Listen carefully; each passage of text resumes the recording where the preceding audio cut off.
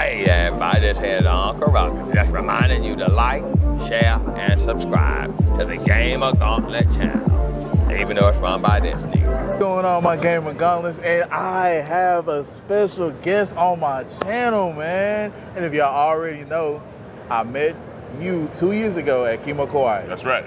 And I was just mind blown. It's my first time that I ever stepped out to really go to conventions and doing this YouTube thing, and it was just amazing to meet one of my favorite voice actors, man. Well, thank you, man. I appreciate it.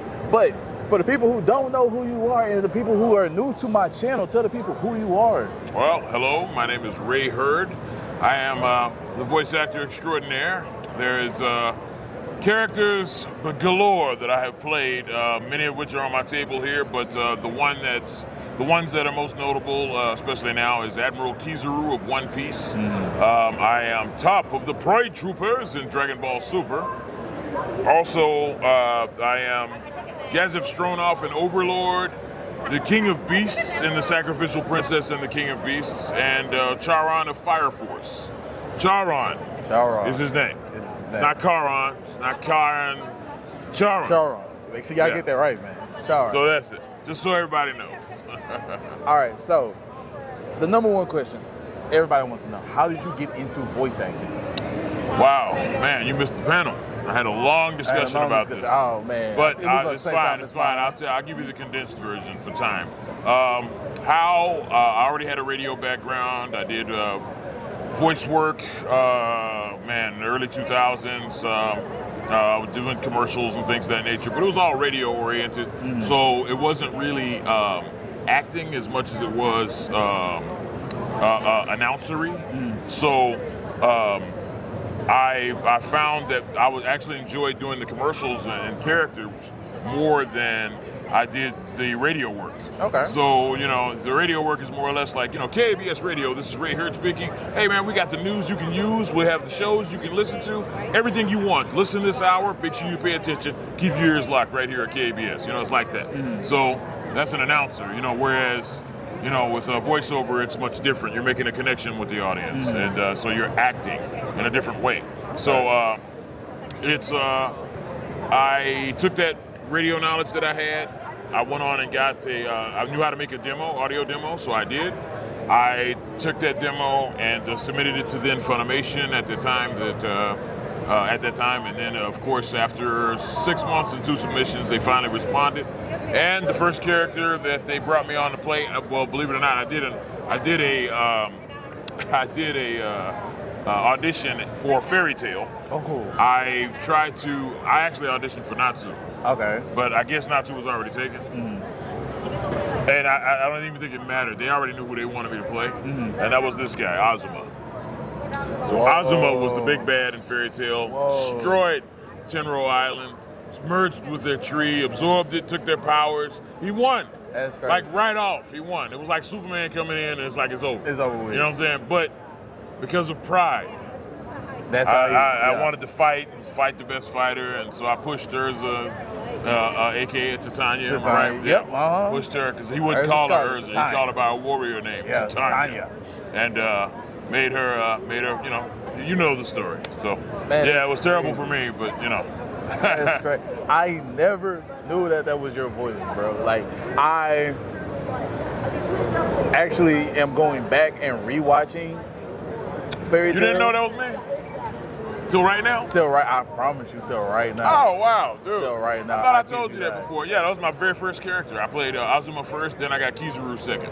Oh, okay. And so, and 13 years later, here we are. Here we are. It finally got a pop, you know what I'm saying? It's like, you know, it only took me 12 years. You know, but hey, One Piece is on the map. So, right hey, now. so if Funko is listening, I'd like to get a pop for this guy. Yeah, we need one. We need one. We need one. Please, Funko, please. Please. Let that be the chaser. Give me the base top and then give that to me as a chaser. That would be awesome. That's it. Hopefully, I'm hearing the word on the street is that something like that should be coming soon. Ah, man, but you know, we need it. God willing. I don't know. All right. So my next question I got for you is, what has been your favorite character you have voice acted? My favorite? That's always a kind of a complicated answer, you know, Q&A. So I would say that when it comes down to the things that I enjoy most, I enjoy doing Top's voice the most. The most recognizable characters, of course, are Top and Kizaru. I enjoy doing Top because he's not that far from me, my personality and things of that nature. But he is me like times 10. Whereas Kizaru is like me -11. And I say this a lot, but it's true. And emotion-wise and how I have to play them. Yeah. But Top would probably be my favorite. The one I'm most proud of would be the Beast King from the Sacrificial Princess and the King of Beasts. Okay. So yeah, relatively new. But it's been around now for about 2 years. But yeah, that was an awesome. That character opened up a lot more doors for me. Okay. Because nice. he says complex sentences with ultra excellent diction, and it gave me a chance to showcase what I can do outside of some of the bad guys that I played. Okay, nice. All right, so you're anime, you do a bunch of different anime characters and stuff like that. So I got a couple of anime questions I want to ask you, okay? My very first one is, what anime character do you feel like is overrated? Just in general? In general. Oh, man. Okay. I do not know. I don't have anybody that comes to mind off the top. I mean, I'm sure there are plenty, actually. I mean, I overrated. Dude, anime character that's overrated. Overrated. I know you gotta have one in there, man. You put me on the spot, man. You put me on the spot. Man, I'm thinking in One Piece, but I don't. Well, right now, like the overlord bosses that are above the admirals in One Piece. Okay. And I say that because we haven't seen what they can do, really. From what we understand, they're essentially monsters. But like as of right now, it's like, now the fact that Kizaru, well, I can't give any spoilers. But what I will say is that some of the new stuff that I have seen leads me to believe that there's definitely something.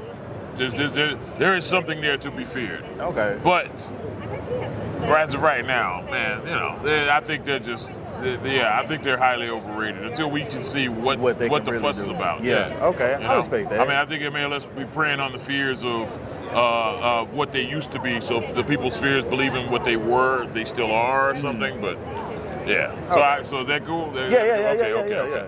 All right. So Definitely had me on the spot. hopefully this next one won't. But you're trapped in the anime world. Where are you hoping to land at? I've been trapped many times in the anime world. If land Overlord. Overlord. Why? Because Gazem Stronoff was an awesome character. Okay. And he's my character, Gazem Stronoff. And if I get trapped in any anime, I don't know, because I love Dragon Ball, anything, and but then it's like not like you're gonna be trapped in a Saiyan body that can go Ultra Instinct. So, Yeah. It said the chances of that happening, you might turn to Yamcha. Yeah.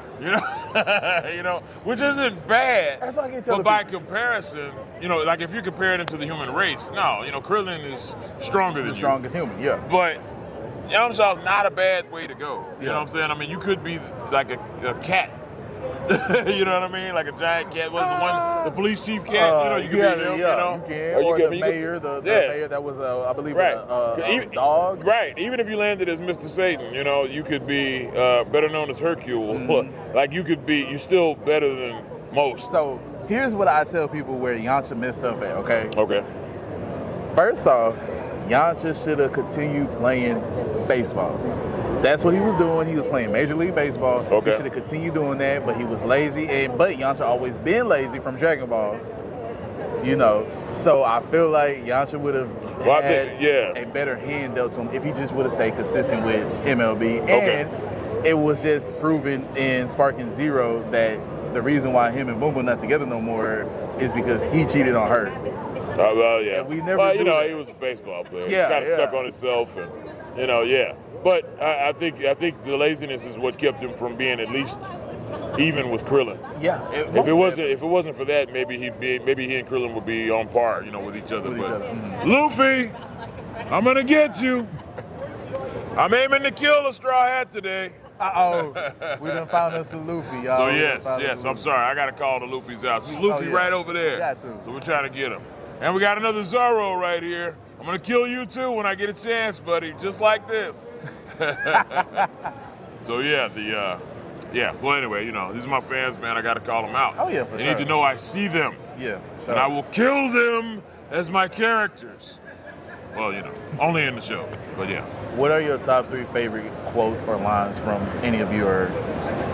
Say again, top 3. Your top 3 favorite quotes or lines. From any character? Any character. Oh man. 3? 3 quotes? 3 quotes. Your top 3. Man. Top 3 favorite quotes. Well, top is easy because, you know, he's got a lot of great one-liners, you know. Justice Flash, you know, Justice everything. So just Justice is cool. And then, of course, let's see, Charon, his walk. Oh, man. It's just great, man. Man. Or the Hello, Fire Rat, you know, I love that. And then the Beast King, man, he's got some great quotes that I just can't always remember. But he's so poetic, man. The way that he speaks, man, he's like a classically trained, you know, artist of some sort. He talks like people back in the, you know, Elizabethan era, you know, just the way that they spoke with such poetry in their words, you know. It's eloquent and it's, you know, so I love everything he says. I mean, he has endless quotes. But I think the number 1 favorite quote of mine is Kizaru's, where he says, "Speed is weight. Observe." And then he explains, I'm so used to saying it as a question. He says, "This is what it feels like to be kicked at light speed." Or at the speed of light, At the speed of light. And that's just the coldest thing you could probably say to somebody when you have the ability to do exactly that. She's back. So yes, those would be the you know, that would be my, I think I gave you what, 4? Yeah, you did. I'll take it. All right, so for a lot of people who don't know, like I said, met you 2 years ago, right? Right. And the whole Kimakawai, right? Yeah, Kimakawai. Okay, right. So didn't know that you were in Fire Force, right? Oh, you didn't know that either? Well, back then, right? Yeah, right. So I remember you telling me the whole process, because that was during the whole COVID thing, and I remember you telling me the whole process of you doing it at your in-home studio. Could you let them know how that was when you was doing that? I know you was telling me about, like, you was, you know, actually doing the clapping, the walk, the stomp, and everything. And I don't know, I just story. I did that from home. Yeah. Yeah, all of that was from home. That was that was pretty crazy. We had rigs, actors stuff that they gave us and everything, and they set us up really well. It was super cool. And you know, just to be able to do it from the comfort of your own home, and everything was cool. Y'all give me just a minute, I'll be right with you, okay? Wrap it up. And so yeah, it's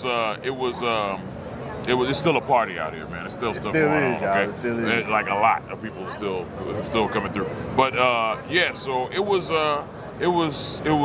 Jerry Jewell was the director at the time, and he's so cool, and he's had me. There's a lot of different. I've got to work with him a lot, and I think that was my first time really working. Well, no, second or third time maybe working with him on a different project. But that was a lot of fun. So yeah, I mean, I was sitting the whole time I'm doing this, but it was it was really cool to act those out. I remember exactly where I was. Where I had my studio set up at the time, and so yeah, it was a lot of fun. It's the best I could tell you. It was just a lot of fun to play. Okay. You know. So yeah, I thoroughly enjoyed it. I got one last question. You busy man. I don't want to take up too much of your time. My last question is, if you had to pick one of your characters that you voice act to be for the rest of your life, who would it be? Oh wow, did I play? Okay. It will be between Kizaru and Top. So, depends on what world you're in, man. So, if we're in, man, I'd say Kizaru because he's almost ageless. You know, he's got the light powers. He's a light human. So, he would. Does he even age? Yeah. You know what I'm saying? It's like, you know, he's practically immortal for all intents and purposes, and he's indestructible. Yeah. So, I mean, you can't touch him unless he wants you to touch him. So, you know, it's like that. It's amazing, his powers. Okay. Yeah. So yeah. But if you're dealing with super power, ultra powerful warriors, Top. because I can always elevate to God mode, you know, and then be untouchable. And the 11th universe really was the strongest universe. Goku had to elevate, and even with that, he's still, you know what I'm saying? Time, so it wasn't until 17 did his thing, you know. We didn't even know he was still there. They really ultimately had to trick us to beat us, you know, in the 11th. So. And we're still sore about that, Kakarot. Well, I have your thing on today. We'll be friends. I'm sorry. We'll be friends today. Yes. All right, my guys, we're going to go ahead and sign off. He's a very busy man. But before we head off, is there any tips and tricks that you can tell the people when they want to get into voice acting or anything like that? What you have? Final tip. I learned how to act. Because acting is what it is. It's voice acting. You're doing voiceovers. Voiceover is what you do. So voiceovers are what we do, but voice actors are who we are. So you want to learn to act, and you know, with anything worth doing, you know, you got to be willing to put in the work. So learn as much as you possibly can learn. Don't be afraid to take classes and go through the process. But you know, you gotta do the work. So acting is at the core of it. If you don't know how to act, then you know you're just spinning your wheels, man. Then you're never really gonna go far. So you got to know how to act. Gotcha. Yeah. All right, that's the foundation. Go ahead and sign out, man. I appreciate you so much. Yeah, most definitely, man. Thank you for coming back, having me on. Oh, man. yeah. I don't think I got to do this last time. So nah, that's cool. Why, it was just more of a one-on-one. Just and he's dressed well. He's dressed, he's Dapper Dan over here. I'm trying. You know, the fit, the Naruto fit. Yeah, he's on it. All right, peace out, y'all. All right. Next time on Gamer Gauntlet, like and subscribe. あなたのことが好きで